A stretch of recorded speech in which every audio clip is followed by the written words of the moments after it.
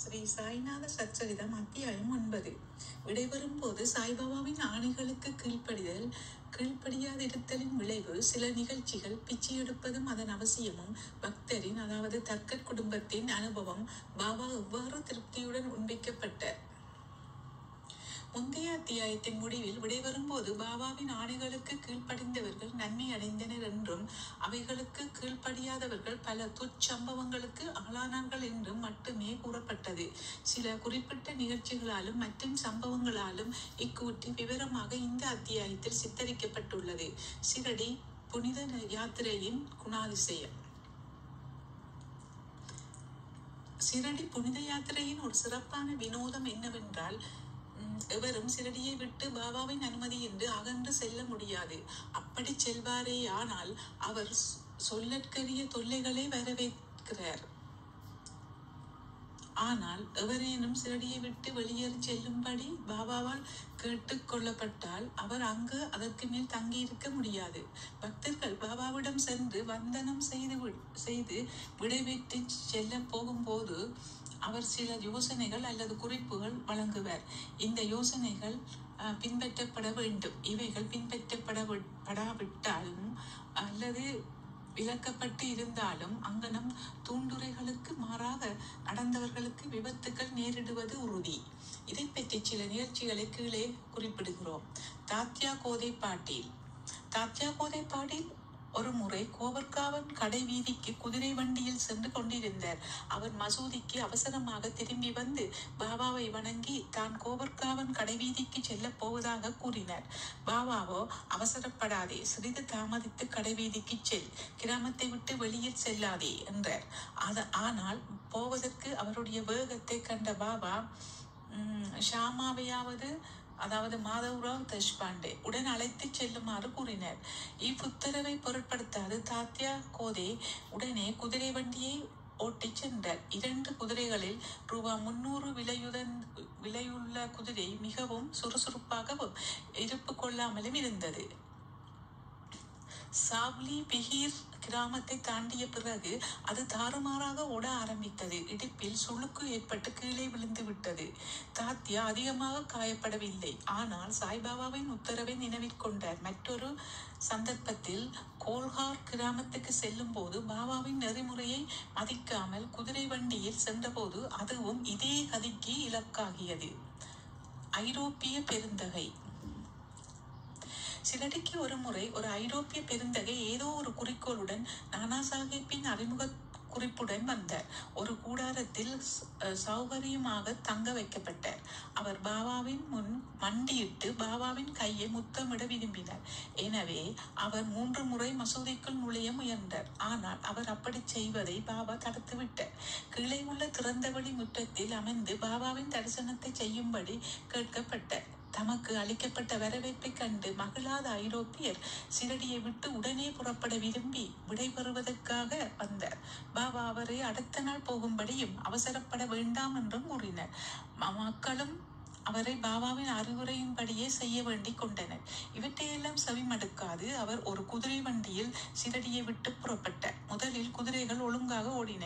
ஆனால் சாவ்லி விஹீர் கிராமத்தை தாண்டியதும் எதிரில் ஒரு சைக்கிள் வந்தது. இதை கண்டு குதிரைகள் மிரண்டு வேகமாக ஓடின. குதிரை வண்டி தலைகீழாக கவிழ்ந்து அந்த பெருந்தகை கீழே விழுந்து சிறிது தூரம் தரையில் இழுத்து செல்லப்பட்டார்.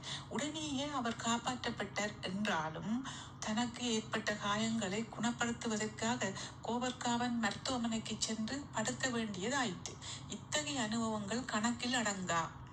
பாபாவின் ஆணைகளுக்கு கீழ்ப்படியாதவர்கள் ஏதோ ஒரு விதத்தில் விபத்துக்குள்ளானார்கள் என்றும், அவைகளுக்கு கீழ்ப்படிந்தவர்களோ பத்திரமாகவும் மகிழ்ச்சியாகவும் இருந்தனர் என்றும் எல்லா மக்களும் பாடம் கற்றுக்கொண்டனர். பிச்சை எடுப்பதன் தேவை. பிச்சை எடுப்பதை பற்றிய கேள்விக்கு தற்போது திரும்புவோம். பாபா உண்மையிலேயே அத்தகைய பெரிய சிறப்புடையவராக கடவுளாக இருந்தால் தமது வாழ்நாள் முழுக்க பிச்சை எடுக்கும் வழக்கத்தை ஏன் அவர் மேற்கொண்டவராக இருக்க வேண்டும் என்னும் கேள்வி சிலரது உள்ளத்தில் எழக்கூடும். இக்கேள்வி 2 நோக்கு நிலைகளில் கருதப்பட்டு விடை இருக்கப்படலாம். ஒன்று, பிச்சை எடுத்து வாழ்வதற்கு உரிமை உள்ள தகுதியான மக்கள் யார்? வம்சாபிவிருத்தி செல்வம், புகழ் இம்மூன்று முக்கிய ஆசைகளையும் துறந்து துறவில் மேற்கொள்வோரே பிச்சை எடுத்து வாழ உடையோராவர் என்று நமது சாஸ்திரங்கள் பகருகின்றன. இவர்கள் சமைப்பதற்கு ஏற்பாடுகளை செய்து வீட்டில் உண்ண முடியாது. அவர்களை உண்பிக்க வேண்டிய கடமை இல்லறத்தாரின் தோள்களில் விழுகிறது. சாய்பாபா இல்லறத்தாரும் அல்ல, வானப்பிரஸ்தரும் இல்ல. அவர் பிரம்மச்சரியம் அனுஷ்டித்த ஒரு துறவி, அதாவது சிறுபருவம் முதற்கொண்டே துறவி ஆவர். இப்பிரபஞ்சமே தமது வீடு என்பதும் தாமே பிரபஞ்ச ஆதாரமும் அழிவற்ற பிரம்மமும் ஆகிய பகவான் வாசுதேவர் என்பதும் அவருடைய உறுதியான அபிப்பிராயம் ஆகும். எனவே அவருக்கு இறந்து உண்ணும் வழக்கத்திற்கு முழு உரிமை இருக்கிறது. 2. மற்றவை கீழ்கண்ட நிலையின்படி பஞ்சூனா 5 பாவங்களும் அவைகளின் பிராயச்சித்தமும் உணவுப் பொருட்களும் சாப்பாடும் தயாரிப்பதற்காக இல்லறத்தர் 5 செயல்கள் அல்லது நடைமுறைகளை மேற்கொள்ள வேண்டியதாய் இருக்கிறது. அதாவது கண்டனி, பொடியாக்குதல், பேஷணி, அரைத்தல், உதக்கும்பி, பானைகளை கழுவுதல், மார்ஜனி, பெருக்கி சுத்தப்படுத்துதல், சுள்ளி, அடுப்பு பற்ற வைத்தல். இச்செயல் முறைகள் எல்லாம் ஏராளமான சிறிய கிருமிகளையும் ஜந்துக்களையும் கொல்வதற்கு ஏதுவாகிறது. இவ்வாறாக இல்லறத்தார்கள் ஓரளவு பாவத்தை செய்தவர்கள் ஆகிறார்கள். இப்பாவத்துக்கு பரிகாரமாக நமது சாஸ்திரங்கள் 6 வகையான தியாகங்களை செய்ய பகர்கின்றன. 6 வகையான தியாகங்களை செய்ய பகர்கின்றன. 1. பிரம்மயஜ்ஞம் அல்லது பிரம்மத்துக்கு சமர்ப்பித்தல். 2. வேத அத்தியனம் அல்லது வேத பாராயணம். 3. பித்ரு யஜ்ஞம், அதாவது மூதாதையர்களுக்கு சமர்ப்பித்தல். 4. தேவ யஜ்ஞம், அதாவது தேவதைகளுக்கு சமர்ப்பித்தல். 5. பூத யஜ்ஞம், ஜந்துகளுக்கு சமர்ப்பித்தல். 6. மனுஷ்ய அதிதி யஜ்ஞம், மனிதர்களுக்கும் அழைக்கப்படாத விருந்தாளிகளுக்கும் சமர்ப்பித்தல். சாஸ்திரப்படி இந்த தியாகங்களை முறையாக அனுசரித்தால் மன தூய்மை பெற்று ஞானமும் தன்னை உணர்தலையும் பெற முடியும். பாபா வீட்டுக்கு வீடு சென்றதன் மூலம் இல்லறத்தார்க்கு அவர்களின் புனித கடமையை ஞாபகப்படுத்தினார். பாபாவால் தங்கள் வீட்டிலேயே இங்கனம் பாடம் கற்பிக்கப்பட்டவர்கள் பேறு பெற்ற மக்கள் ஆவார்கள். பக்தர்களின் அனுபவங்கள். இன்னும் அதிக விறுவிறுப்புள்ள விஷயத்திற்கு தற்போது திரும்புவோம்.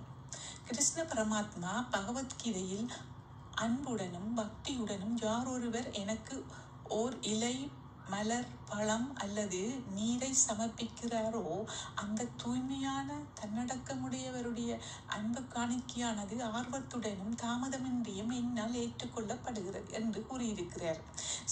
சாய்பாபாவின் விஷயத்தில் ஓர் பக்தர் உண்மையிலேயே எதையாவது சமர்ப்பிக்க விரும்பியிருந்து பின்னால் அதையே சமர்ப்பிக்க அவர் மறந்துவிட்டார் எனினும் பாபா அவருக்கு அல்லது அவரது நண்பருக்கு அந்த காணிக்கையை ஞாபகப்படுத்தி அவரை அளிக்க செய்து அதை ஏற்றுக்கொண்டு பக்தரை ஆசீர்வதித்திருக்கிறார். இது போன்ற சில நிகழ்ச்சிகள் கீழே குறிப்பிடப்பட்டிருக்கின்றது. தர்கட் குடும்பம், அதாவது தந்தையும் மகனும். முன்னர் பிரார்த்தனா சமாஜத்தைச் சேர்ந்த ராமச்சந்திர ஆத்மாராம் என்னும் பாபா சாஹேப் தர்கட் சாய்பாபாவின் ஒரு உறுதியான பக்தர் ஆவார். அவருடைய மனைவியும் மகனும் சாய்பாபாவிடம் அதற்கு இணையாகவே அல்லது இன்னும் சற்று அதிகமாகவே கூட அன்பு செலுத்தினர். ஒரு முறை திருமதி தர்கட்டும் அவர்களது மகன் தர்கட்டும் மே மாத விடுமுறைக்கு சீரடிக்கு போவது என தீர்மானிக்கப்பட்டது. ஆனால் மகன் போக விரும்பவில்லை. காரணம், அவன் பாந்த்ரா வீட்டை விட்டு போவானாகில் வீட்டில் சாய்பாபாவின் பூஜை முறையாக கவனிக்கப்பட மாட்டாது என்று அவன் கருதியதே ஆகும். ஏனெனில் அவனது தகப்பனர் பிரார்த்தனா சமாஜத்தைச் சேர்ந்தவர் ஆதலால் சாய்பாபாவின் பெரிய படத்தை பூஜை செய்வதை அவர் லட்சியம் செய்ய மாட்டார் என்று அவன் கருதினான். எனினும் தனது மகன் செய்வதை போன்று அதே விதமாக தான் பூஜா கர்மங்களை செய்வதாக அவர் உறுதியாக வாக்களித்த பின்பு ஒரு வெள்ளிக்கிழமை இரவு தாயும் மகனும் சீரடிக்கு புறப்பட்டனர்.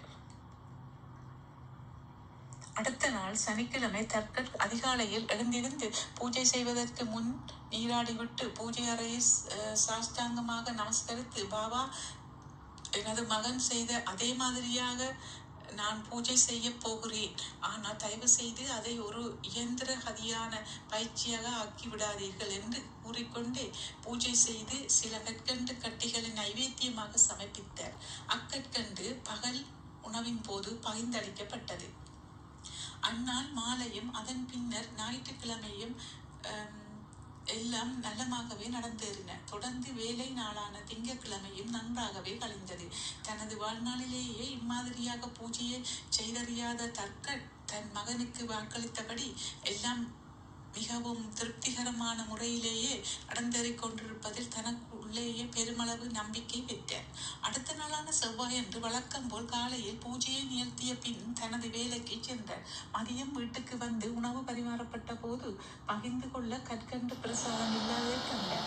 அவர் தனது சமையற்காரனை விசாரித்ததில் காலையில் எவ்வித நைவேத்தியம் செய்யப்படவில்லை என்று அறிந்தார். பூஜையின் அந்த அம்சத்தை நிகழ்த்த அவர் அடியோடு மறந்துவிட்டார்.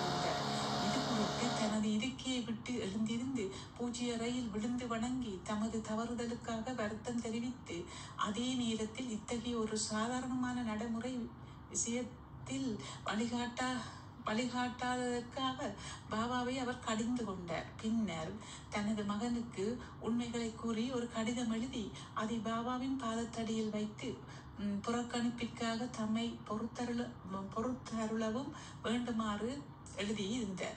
செவ்வாய்க்கிழமை மதியத்தில் பாந்திராவில் இது நிகழ்ந்தது.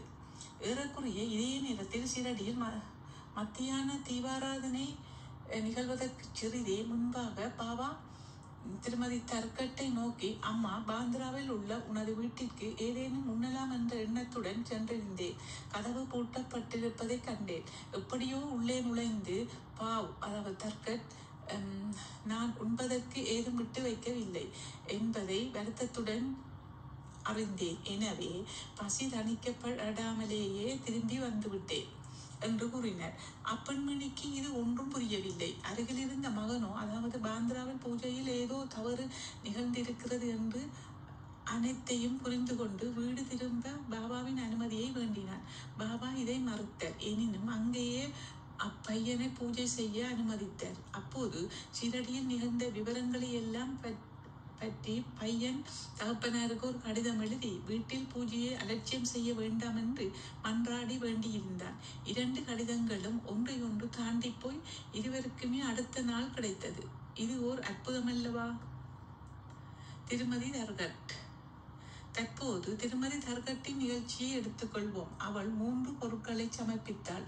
அதாவது 1 பரீத், அதாவது கத்தரிக்காய் தயிர் பச்சடி, 2 காய்ச்சரியா முழு கத்தரிக்காய் பொரியல், 3 பேடா, அதாவது பால் கேக். இவற்றை பாபா எங்கனும் ஏற்றுக்கொண்டார் என்பதை பார்ப்போம். ஒரு முறை பாபாவின் பெரும் பக்தரான பாந்திராவை சேர்ந்த ரகுவீர் பாஸ்கர் புரந்தரே என்பவர் சிரடிக்கு தன் குடும்பத்துடன் புறப்பட்டார். பாந்திராவில் திருமதி புரந்தரையிடம் திருமதி தர்கட் சென்று அவளுக்கு 2 கத்தரிக்காய்கள் அளித்து, சிரடியில் ஒரு கத்தரிக்காயில் பரீத்தும் மற்றதில் காய்ச்சரியாவும் செய்து பாபாவுக்கு அவற்றை பரிமாறும்படி கூறியிருந்தாள். சிரடியை அடைந்த பின்னர் திருமதி புரந்தரே தனது பரீத்துடன் வசூதிக்கு சென்ற அதே தருணத்தில் பாபா தமது சாப்பாட்டுக்காக அமர்ந்து கொண்டிருந்தார். பாபா பரீத் மிகவும் ருசியாக இருப்பதை கண்டார். எனவே அவர் அதை அனைவருக்கும் பகிர்ந்தளித்து தனக்கு இப்போது காய்ச்சரியா வேண்டும் என கூறினார். ராதாகிருஷ்ண மாய்க்கு பாபா காய்ச்சரியாக்கள் வேண்டுகிறார் என்ற செய்தி அனுப்பப்பட்டது. அது கத்தரிக்காய் சீசன் இல்லையாதலால் அவள் குழப்பமடைந்தாள். கத்தரிக்காயை எப்படி பெறுவது என்பதே தற்போதைய பிரச்சனை. பரீத்தை யார் கொண்டு வந்தார் என்று விசாரித்ததில் காய்ச்சரியா பரிமாறும் பணியிலும் திருமதி புரந்தரே ஒப்புவிக்கப்பட்டிருந்தாள் என அறியப்பட்டது. காய்ச்சரியாவை பற்றிய பாபாவின் வேண்டுதலின் உட்குறிப்பை அனைவரும் புரிந்து கொண்டனர். எங்கும் வியாபித்திருக்கும் அவர் தம் ஞானத்தை கண்ட அனைவரும் ஆச்சரியத்தில் செயலிழந்தனர். 1915 வருடம் டிசம்பர் மாதத்தில் கோவிந்த் பாலாராம் மான்கர் என்பவன் தனது தந்தையின் திவசங்களை எல்லாம் செய்வதற்காக சிரடிக்கு செல்ல விரும்பினான். புறப்படுவதற்கு முன் திருமதி தர்கட்டை பார்க்க வந்தான். அப்போது பாபாவுக்கு ஏதேனும் கொடுத்தனுப்ப வேண்டும் என்று திருமதி தர்கட் நினைத்தாள். வீடு அனைத்திலும் தேடியும் முன்னமே நைவேத்தியமாக அளிக்கப்பட்டிருந்த பேடா ஒன்றை தவிர வேறு எதையும் அவள் காணவில்லை. பையன் கோவிந்த் மிகவும் துயர் கொண்ட நிலையில் இருந்தான். எனினும் பாபாவிடம் கொண்டுள்ள பெரும் பக்தியின் காரணமாக அவனிடம் பேடாவை கொடுத்து அனுப்பினாள். பாபா அதனை ஏற்றுக்கொள்வார் என நம்பினாள். கோவிந்த் சிரடிக்கு சென்று பாபாவை கண்டான். ஆனால் பேடாவை தன்னுடன் எடுத்துச் செல்ல மறந்து விட்டான். பாபா பொறுத்திருந்தார். மறுபடியும் மாலையில் சென்ற போதும் பேடாவை கொண்டு செல்லாமல் வெறுங்கையுடன் சென்றான். பாபா இதற்கு மேல் பொறுக்க இயலாதவராய், எனக்கு நீ என்ன கொண்டு வந்திருக்கிறாய் என்று கேட்டார். ஒன்றுமில்லை என பதில் வந்தது. மீண்டும் பாபா அவனை கேட்டார். அதே பதில் அளிக்கப்பட்டது. பின்னர் பாபா, நீ புறப்படும் போது அம்மா உன்னிடம் எனக்காக இனிப்பு பலகாரம் கொடுக்கவில்லையா என்ற குறிப்பான வினா ஒன்று கேட்டார். உடனே பையனுக்கு எல்லாம் நினைவு வந்தது. வெட்கமடைந்து பாபாவிடம் தன்னை மன்னிக்க வேண்டிக் கொண்டு தான் இருந்த இடத்துக்கு ஓடிப்போய் பேடாவை கொண்டு வந்து பாபாவிடம் கொடுத்தான். கையில் அதை பெற்ற உடனேயே பாபா வாயிலிட்டு பேராவலுடன் விழுங்கிவிட்டார். இவ்வாறாக திருமதி தர்கட்டின் பக்தி கண்டுணரப்பட்டு ஏற்றுக்கொள்ளப்பட்டது. மனிதர் எவ்விதம் என்னை நம்புகிறார்களோ அவ்விதமே நான் அவர்களை ஏற்றுக்கொள்கிறேன். கீதை ஸ்லோகம் 11 அத்தியாயம் 4 என்பது இந்நிகழ்ச்சியால் நிரூபிக்கப்பட்டது. பாபா எவ்வாறு திருப்தியுடன் உண்பிக்கப்பட்டார்? ஒரு முறை திருமதி தர்கட் சிரடியில் ஒரு குறிப்பிட்ட வீட்டில் தங்கியிருந்தார். மதிய உணவு தயாராகி பதார்த்தங்கள் பரிமாறப்படும் போது பசியுள்ள ஒரு நாய் அங்கு வந்து குறைக்க தொடங்கியது. திருமதி தர்கட் உடனே எழுந்திருந்து ஒரு ரொட்டி துண்டை விட்டெறியவும் அது மிகுந்த சுவை உணர்வோடு அதை கவ்வி விரைவாக விழுங்கிவிட்டது. பிற்பகல் அவள் மசூதிக்கு சென்று சிறிது தூரத்தில் அமர்ந்த போது சாய்பாபா அவளிடம், அம்மா, நான் பெருமளவு திருப்தியுறும் வகையில் எனது பிராணன்கள் யாவும் நிறைவு பெற்றன. இவ்விதமாக எப்போதுமே நடப்பாயாக. இது உன்னை நன்னிலையில் வைக்கும். இம்மசூதியில் அமர்ந்து கொண்டு பொய் பேசவே மாட்டேன். என்னிடம் இவ்விதமாக இரக்கங்கொள்வாய். முதலில் பசியாய் இருப்போருக்கு உணவு கொடுத்து பின் நீ உண்பாயாக. இதை நன்றாக கவனித்துக் கொள் என்று கூறினார். முதலில் அவளால் இதன் பொருளை உணர இயலவில்லை. எனவே அவள், எங்கனும் நான் தங்களுக்கு உணவு அளித்திருக்க முடியும்? நானே உணவுக்கு மற்றவர்களை சார்ந்து பணம் கொடுத்து சாப்பிட்டு கொண்டிருக்கிறேன் என கூறினாள். இதற்கு பாபா, அந்த கவர்ச்சிமிகு ரொட்டியை உண்டு நான் மனப்பூர்வமாக திருப்தி அடைந்தேன். நான் இன்னும் ஏப்பம் விட்டு கொண்டிருக்கிறேன். உணவு வேளைக்கு முன்னர் நீ பார்த்து ரொட்டி அளித்த நாயானது என்னுடன் ஒன்றியதாகும். இவ்வாறாகவே மற்ற உயிரினங்களும், பூனைகள், பன்றிகள், ஈக்கள், பசுக்கள் முதலியன என்னுடன் ஒன்றானவைகளாகும். நான் அவைகளின் உருவத்தில் உலாவிக் கொண்டிருக்கிறேன். என்னை இவ்வனைத்து படைப்பு உயிர்களிலும் பார்க்கிறவன் எனக்கு உகந்தவன். எனவே வைதத்தையும் பேதத்தையும் ஒழித்து இன்று செய்வதைப் போல் எனக்கு சேவை செய் என்று கூறினார். இவ்வமிதத்தினை நிகர் மொழிகளை கேட்டு அவள் உருகி அவளது கண்கள் பனித்து தொண்டை அடைத்து அவளது மகிழ்ச்சி எல்லையற்றதாக ஆகியது. நீதி, கடவுளை எல்லா படைப்புயிர்களிலும் காண்பாயாக என்பதே இவ்வத்தியாயத்தின் நீதி ஆகும். உபநிஷதங்கள், பகவத்கீதை, பாகவதம் இவைகளெல்லாம் ஜீவராசிகள் அனைத்திலும் கடவுள் அல்லது தெய்வீகத்தை காணும்படியாகவே வற்புறுத்தி அறிவுறுத்துகின்றன. இவ்வத்தியாயத்தின் முடிவில் சொல்லப்பட்ட நிகழ்ச்சியாலும் இன்னும் பல சந்தர்ப்பங்களிலும் உபநிஷத போதனைகளை எவ்வாறு நடைமுறைக்கு கொண்டு வருவது என்று சாய்பாபா விளக்கி காட்டியிருக்கிறார். இவ்வாறாக சாய்பாபா உபநிஷதத்தின் விரிவுரையாளராக அல்லது குருவாக இருந்தருளினார். ஸ்ரீ சாயி பணிக. அனைவருக்கும் சாந்தி நிலவட்டும்.